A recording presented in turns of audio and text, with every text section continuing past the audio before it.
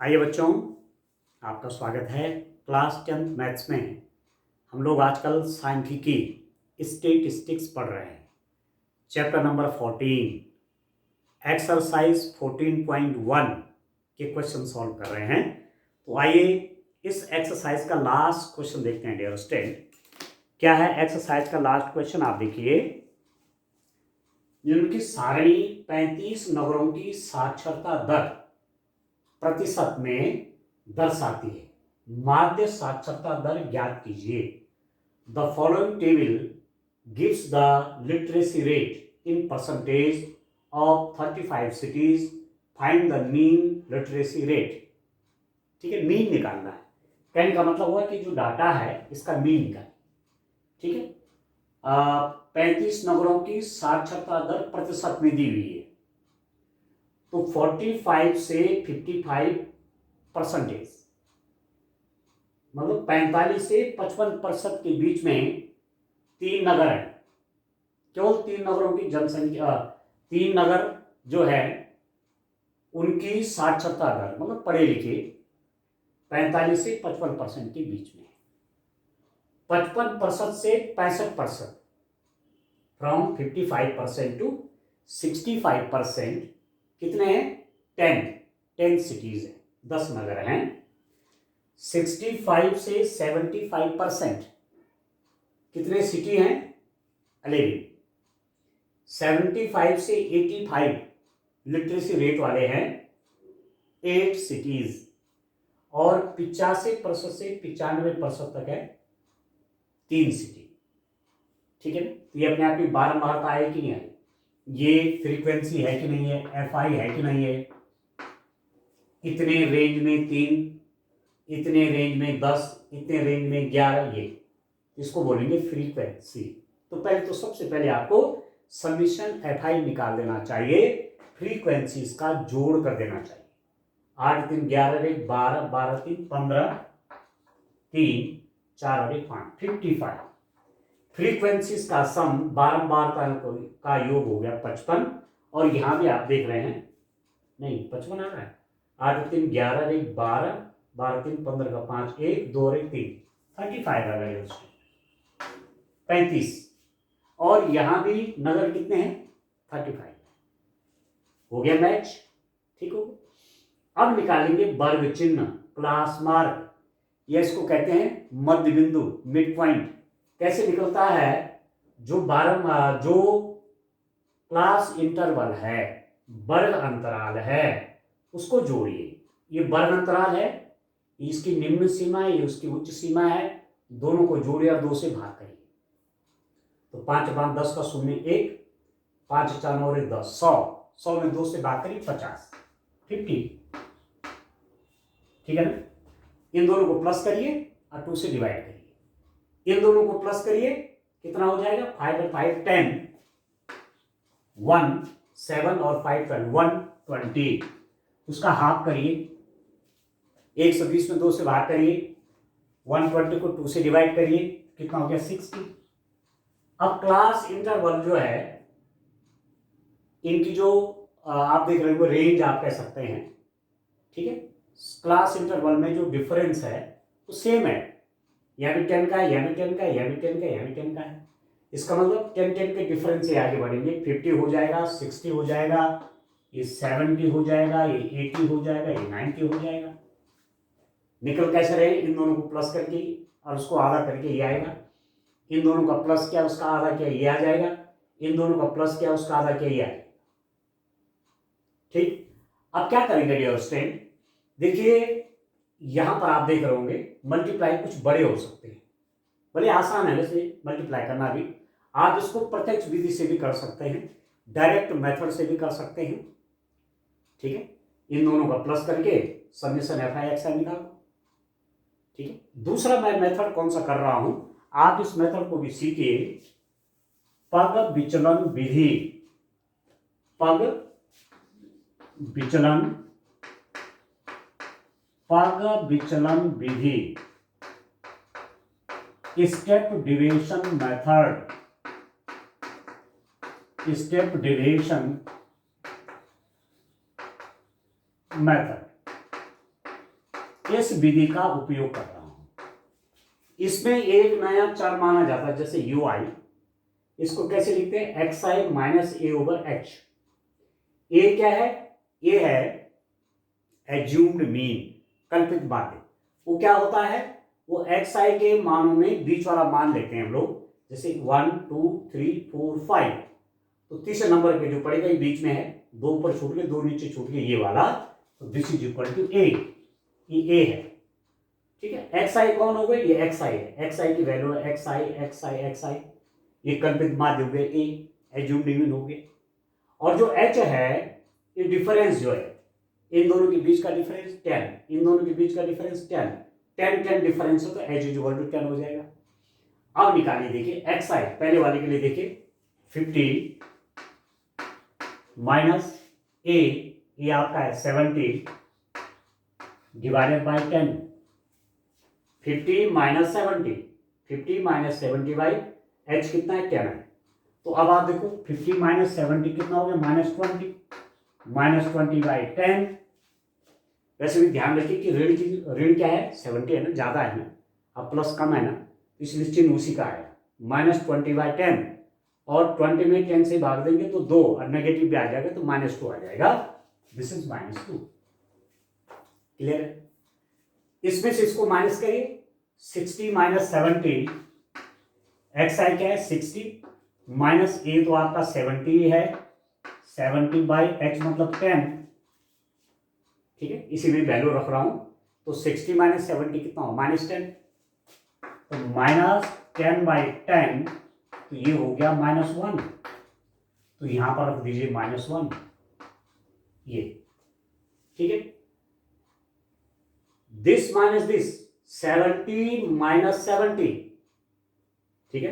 अब एक्स आई कहां पहुंच गया, 70 पे, 70 और ए तो आपका 70, तो 70 माइनस 70 0 हो गया, ये 0 हो जाएगा।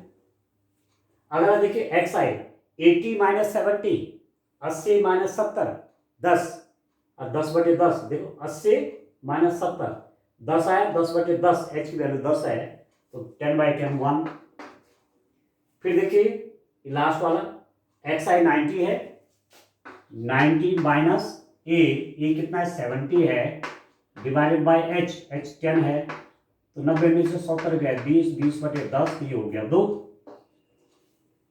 सब ठीक है, यू आई निकल गया। अब निकालो एफ आई यू आई, ये है एफ आई यू आई, इनका मल्टीप्लाई, इसकी मल्टीप्लाई से, दिस इंटू दिस।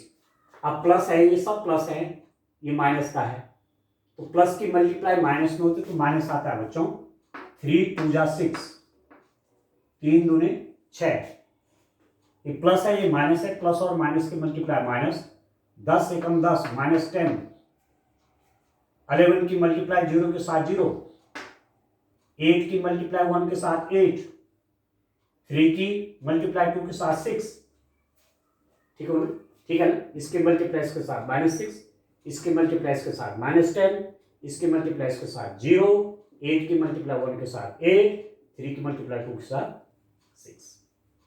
क्लियर हो गया। अब क्या निकालेंगे, summation f i u i, summation f i u i बराबर, summation f i u i मतलब एफ आई यू आई है इनका जोड़, ये सिग्मा, इसको सिग्मा बोलिए, समीशन बोलिए, ये जोड़ का चिन्ह है, ठीक है ना।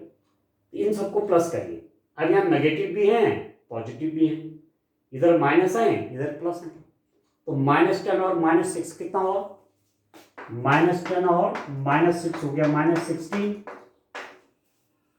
ठीक हो गया।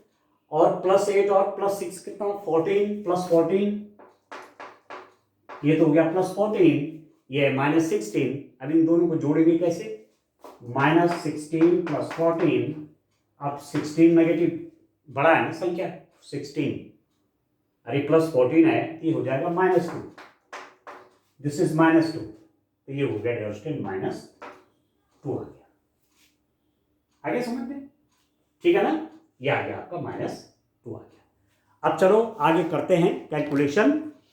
अब मैं पग विचलन विधि, स्टेप डिविएशन मेथड से मीन निकालूंगा, ठीक है, ठीक है। पग विचलन विधि से मैं क्या निकालूंगा, माध्य निकालूंगा, पग विचलन विधि से निकालूंगा माध्य। अब आप देखो, माध्य मीन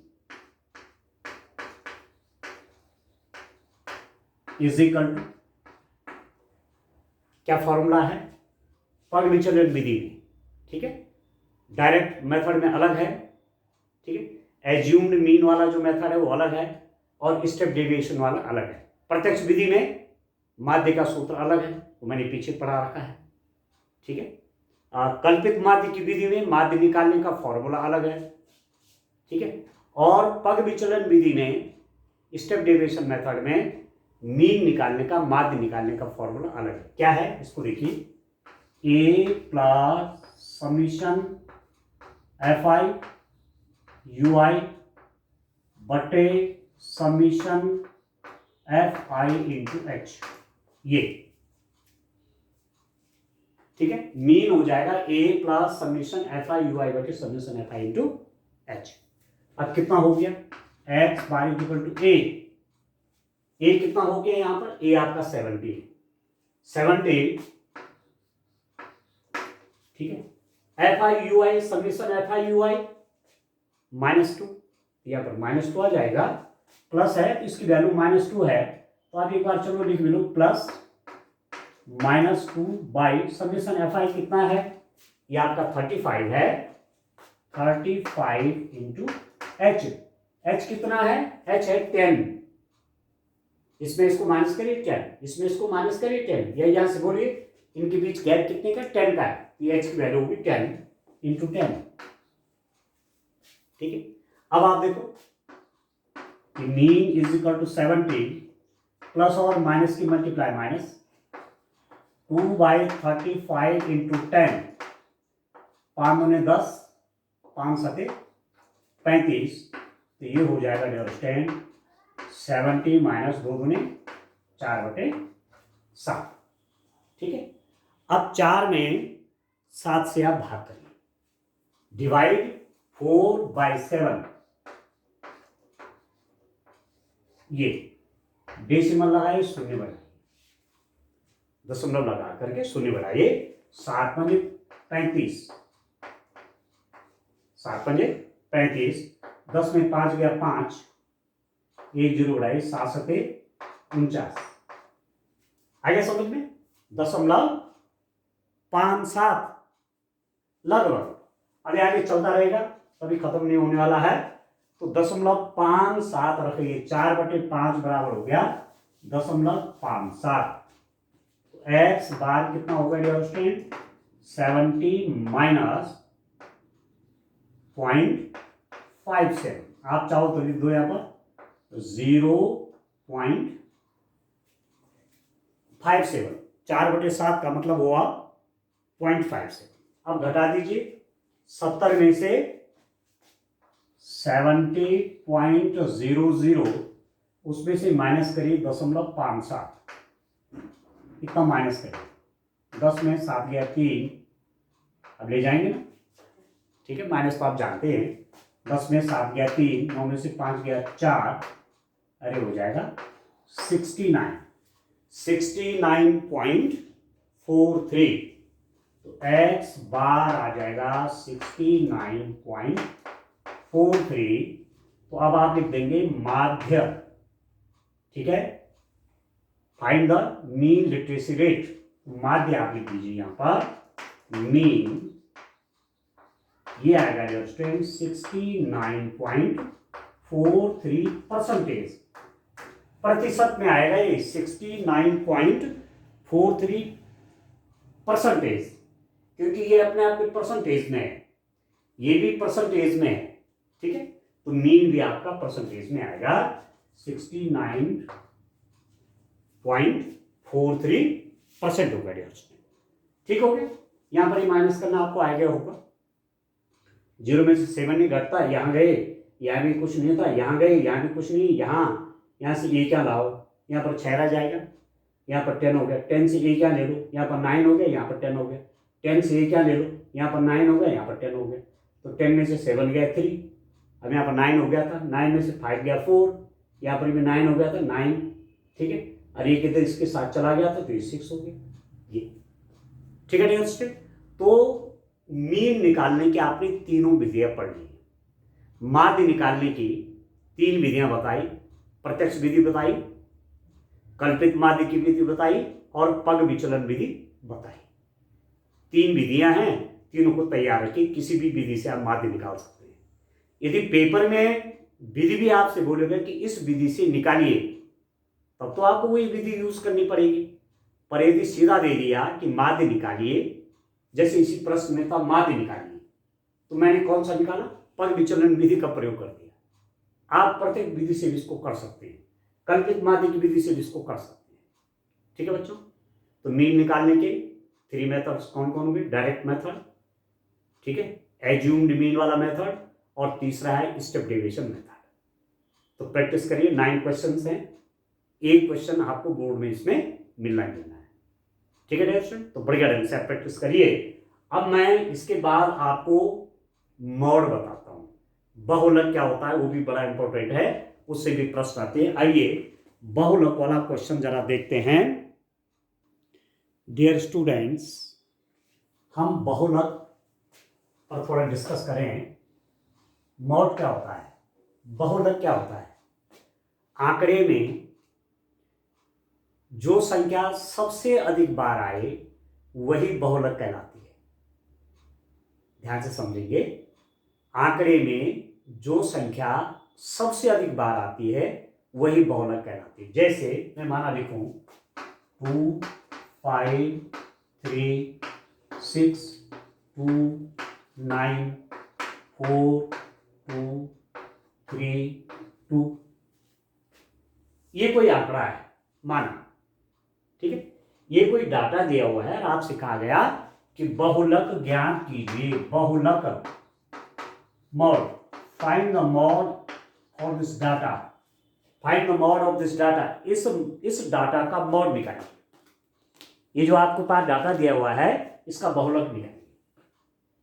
तो जो सबसे अधिक बार आया, कौन आया, 2 कितनी बार आया, 1 2 3 और 4, 2 4 बार आया, और 4 बार कौन आया, 5 1 टाइम है, 3 2 टाइम है, 2 बार है ना, 6 1 बार है, 9 1 बार है, 4 1 बार है। सबसे ज्यादा बार कौन आया, आप देख रहे हैं 2 2 2 2, सबसे अधिक बार 2 आया, 2 2 2 2, तो यही हो जाएगा बहुलक 2। अब आप समझ गए, सबसे अधिक बार कौन आया, 2 आया, कितनी बार आया, 4 बार आया, सबसे ज्यादा बार आया वो, बाकी 3 2 बार आया, बाकी और संख्या 1 1 बार आई। तो सबसे अधिक 2 आया है, 4 बार आया है, कौन, 2 2 सबसे अधिक बार आया है, इसलिए बहुलक होगा 2। क्लियर, ठीक हो गया। अब आपके पास 1 नंबर का प्रश्न आता है तो वो आपका गलत नहीं होना चाहिए। ठीक हो गया। अब चलो, एक क्वेश्चन मैंने आपको और लिखा हुआ है, ये एग्जाम्पल में दिया हुआ ये वाला क्वेश्चन, क्लास 10 के जो स्टूडेंट्स हैं उनकी बुक में ये एग्जाम्पल में क्वेश्चन दिया हुआ है। ध्यान से आप समझिए और फिर इस पर डिस्कस करते हैं। आप देखिए क्या है डियर स्टूडेंट, आपके पास दिया हुआ, किसी गेंदबाज द्वारा 10 क्रिकेट मैचों में ले गई विकेटों की संख्या निम्नलिखित है। ठीक है, 10 क्रिकेट मैच खेले और उसमें उसने ये विकेट लिए। ठीक है, पहले मैच में 2 लिए, दूसरे में 6 लिए, एक में 4 लिए, एक में 5 लिए, एक में कोई विकेट नहीं लिया, एक में 2 विकेट लिए, एक में 1 विकेट लिया, एक में 3 विकेट लिए, एक में 2 विकेट लिए, एक में 3 विकेट लिए। ठीक हो, आप समझ रहे हैं। मैं माना कहता हूं पहला मैच ये था, ठीक है, पहला मैच ये था, इसमें 2 विकेट लिए, दूसरे मैच में 6 विकेट, तीसरे में 4, चौथे में 5, पांचवें में कोई विकेट नहीं हुआ, नहीं ले पाया, छठे में 2 विकेट लिए, सातवें में 1 विकेट लिया, आठवें में 3 विकेट लिए, नौवें में 2 विकेट लिए, 10वें में 3 विकेट लिए। अब आपसे पूछा जा रहा है कि इस आंकड़े का क्या निकालो, बहुलक निकालो। ठीक है, किसी गेंदबाज द्वारा 10 क्रिकेट मैचों में ली गई विकेटों की संख्या निम्नलिखित है। The wickets taken by the bowler in 10 cricket matches are as, ये है, इस रूप में लिए हैं। अब मैंने एक टेबल बनाई आसान करने के लिए, क्योंकि कई बार गिनने में छूट सकता है। वैसे तो आप देख रहे हैं सबसे अधिक विकेट कितनी बार लिए गए हैं, 2 2 2, 2 विकेट 3 बार लिए गए हैं, 3 विकेट 2 बार लिए गए हैं, 6 विकेट 1 बार लिए गए हैं, 4 विकेट 1 बार लिया गया है, 5 विकेट 1 बार लिया गया है। तो सबसे अधिक विकेट कितने बार लिए गए हैं, 2 2 2, 2 2 2 3 बार आ गया, सबसे ज्यादा बार 2 आ रहा है, इसलिए इसका मॉड बॉलक हो गया 2। एक तरीका तो ये सीधी सीधी से आपने निकाला। दूसरा मैं एक टेबल के माध्यम से कर रहा हूं कि विकेटों की संख्या देखिए, मैंने यहां विकेटों की संख्या लिखी जिससे कि गिनने में कभी गलती ना हो जाए, ठीक है ना, गिनने में कभी गलती ना हो जाए, इसलिए टेबल बनाई है। जब कोई विकेट नहीं लिया, 0 विकेट, कितने मैच हैं, एक ही तो मैच है जिसमें 0 विकेट लिया गया, ये ऐसे कितने मैच हैं जिसमें 1 विकेट लिया गया, केवल 1 ही विकेट लिया, कितने 1 है, केवल 1 बार है, तो 1 मैच ये होगी। 2 विकेट कितने मैचों में लिए गए, 1 2 3, 3 मैचों में 2 विकेट लिए गए। 3 विकेट कितने मैचों में लिए गए, आप देखिए 1 और 2, ये 4 विकेट कितने मैचों में लिए गए, ओनली 1। 5 विकेट कितने मैचों में लिए गए, ओनली 1, ठीक हो गया। और 6 विकेट कितने मैचों में लिए गए, ओनली 1, केवल 1, ठीक है। अब गिनो, 1 2 3 2 5 2 7 8 9 10, हो गए 10 मैच। अब आपको ये देखना है डियर स्टूडेंट कि विकेटों की संख्या का बहुलक चाहिए, विकेटों की संख्या का बहुलक चाहिए। मॉड किसका निकालना है, विकेट्स का। तो कौन सबसे ज्यादा बार आया है, यहां आप देख रहे होंगे 3 कितनी बार, 3 सबसे ज्यादा बार आया है ना, ये ना 3 सबसे ज्यादा बार आया, और वो किसका है, मतलब 2 विकेट सबसे अधिक बार लिए गए हैं, 2 विकेट सबसे अधिक बार 3 बार लिए गए हैं, 2 विकेट 2 2 2 3 बार हुआ है, 3 3 2 बार हुआ है। तो माध्य कौन हो गया, सॉरी माध्य कौन हो गया, नहीं माध्य नहीं, मॉड बहुलक कौन हो गया, ये वाला हो गया, क्योंकि हमको बहुलक निकालना विकेटों का है। तो बहुलक हो गया आपका, बहुलक मॉड हो गया डियर स्टूडेंट, कितना हो गया मॉड, 2 हो गया, क्योंकि 2 मॉड इसलिए हो गया कि सबसे अधिक बार 2 आया है, कितनी बार आया है, 3 बार आया है, इसलिए मॉड हो गया 2, बहुलक हो गया 2, ठीक है। तो ये जो डाटा है, ये डाटा कैसा है, अवर्गीकृत, नॉन क्लासिफाइड, अवर्गीकृत, इसमें वर्ग अंतराल नहीं बने हुए हैं। तो क्लास 9th में आपने ये सब चीजें पढ़ी हैं, ऐसी स्थिति में बहुलक निकालना, और मैंने आपको उस रूप में बता भी दिया है, ठीक है। तो आगे जब आपके पास वर्ग अंतराल वाला डाटा आएगा, वर्गीकृत डाटा आएगा, वर्गीकृत क्लासिफाइड डाटा, मतलब जिसमें वर्ग अंतराल बने, तब बहुलक कैसे निकालते हैं उस पर मैं आगे डिटेल में चर्चा करूंगा, ठीक है। तो बहुलक निकालना आप जान गए, ठीक है, कैसे आंकड़े का जो अवर्गीकृत है, नॉन क्लासिफाइड, ठीक है, ग्रुप में बटा हुआ नहीं है, तो वहां आपने सिंपल ये देखना है कि जो सबसे अधिक बार आए वही बहुलक हो गया, ठीक है डियर। तो 1 नंबर का सवाल आपका ये तैयार हो रहा है, ठीक है। तो आगे मैं जब ऐसा आंकड़ा लूंगा, ऐसा डाटा लूंगा जिसमें क्लास इंटरवल दिए हुए हैं, वर्ग अंतराल दिए हुए हैं, तब मॉड बहुलक कैसे निकालना है उस पर डिस्कस करेंगे, ठीक है। Thank you.